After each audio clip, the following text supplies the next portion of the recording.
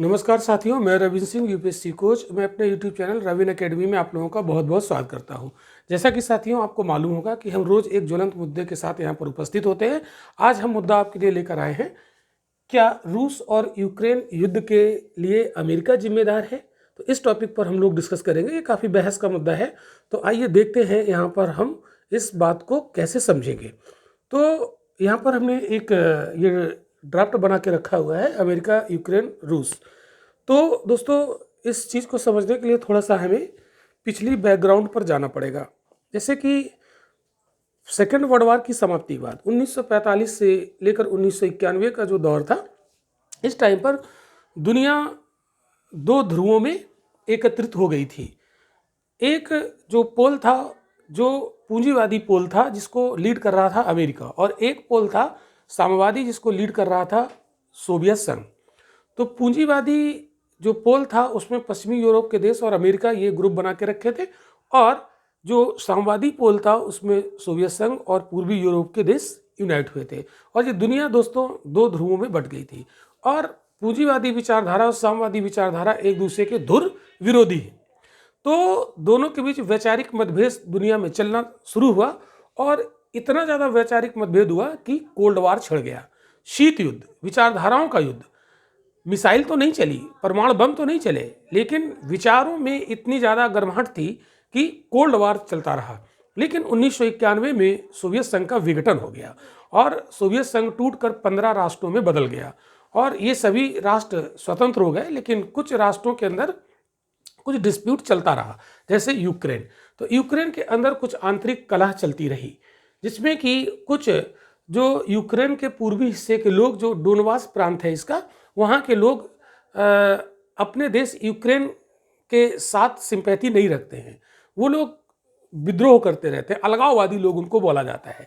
तो रसिया क्या करता है, उन अलगाववादियों को समर्थन दे देता है, जिसकी वजह से डोनबास क्षेत्र जो है वहाँ पर विद्रोह शुरू हो जाता है। और रूस जो है यूक्रेन को कभी स्वतंत्र राष्ट्र माना नहीं, और इसलिए रूस ने इसका जो क्रीमिया प्रायद्वीप है उस पर कब्जा भी कर लिया 2014 में। अब दोस्तों यहाँ पर देखते हैं कि जब सोवियत संघ का विघटन हुआ तो पूरा दुनिया एक पोल में सिमट गया, और उसको लीड कर रहा था अमेरिका। लेकिन अब रूस जो है ये सैन्य और आर्थिक दृष्टि से बहुत ज़्यादा शक्तिशाली हो रहा है। तो अमेरिका को लग रहा है कि कहीं रूस फिर से एक शक्ति के रूप में उभर कर ना आ जाए, नहीं तो मेरा वर्चस्व दुनिया में खत्म हो जाएगा। तो अमेरिका एक चाल चलता है। वो चाल क्या है? देखिए, सैन्य दृष्टि से अमेरिका रशिया से बराबरी नहीं कर पाएगा। सैन्य दृष्टि से इसको कमजोर करना बड़ा मुश्किल है, क्योंकि रूस का जो सेना है, जो इसके हथियार हैं, वो बहुत एडवांस हैं और आर्थिक दृष्टि से भी शक्तिशाली है। तो अमेरिका पूरा ध्यान लगा रहा है कि कैसे रसिया की सैन्य शक्ति और आर्थिक शक्ति को कमजोर किया जाए। तो इधर थोड़ा सा रूस और यूक्रेन के बीच में विवाद चल ही रहा है, इसलिए अमेरिका क्या कर देता है, यूक्रेन को उत्साहित कर देता है। यूक्रेन को भ्रम हो जाता है कि अमेरिका हमारे साथ है, लेकिन अमेरिका कभी खुल के साथ नहीं आएगा। यूक्रेन का पक्ष कभी ऐसा नहीं लेगा कि चलो यूक्रेन, हम अपनी सेना तुम्हारे साथ भेजते हैं और रसिया के ऊपर आक्रमण करते हैं, ऐसा कभी नहीं करेगा। ठीक है, तो इसने क्या किया, दिमाग लगाया, तो रसिया और यूक्रेन को भिड़ा दिया। और जब रसिया यूक्रेन से भिड़ गया तो रसिया की सैन्य शक्ति यहाँ से बैलेंस होना शुरू हो जाएगी, क्योंकि रसिया की सेना अब यहाँ पर हमला कर रही, दोनों लड़ रहे हैं, तो सैन्य शक्ति यहाँ से बैलेंस होगी, थोड़ी कमजोर पड़ेगी। ठीक है, और दूसरा, अमेरिका को मौका मिला कि रसिया ने यूक्रेन पर आक्रमण कर दिया और रसिया मनमानी कर रहा है, ये किसी की बात नहीं मानता है, इसलिए हम इसके ऊपर बहुत सारे आर्थिक प्रतिबंध लगा देंगे। तो अमेरिका ने क्या किया, रूस के ऊपर विभिन्न आर्थिक प्रतिबंध लगाना शुरू कर दिया। जैसे इसको स्विफ्ट से बाहर करने की बात चल रही है, इसके कई बैंकों पर प्रतिबंध लगा दिया। जैसे जो रूस की एक पाइपलाइन बिछाई जा रही थी, जर्मनी तक वो पाइपलाइन पहुंच चुकी थी, और उस पाइपलाइन के माध्यम से रसिया पूरी गैस का सप्लाई करता, नेचुरल गैस का सप्लाई करता यूरोप में, जिससे रसिया को बहुत सारी विदेशी मुद्रा प्राप्त होती। तो उस पाइपलाइन को भी रोक दिया गया है। कहने का मतलब यह है कि अमेरिका ने आर्थिक प्रतिबंधों के माध्यम से रूस की अर्थव्यवस्था को कमजोर करने का प्रयास किया है।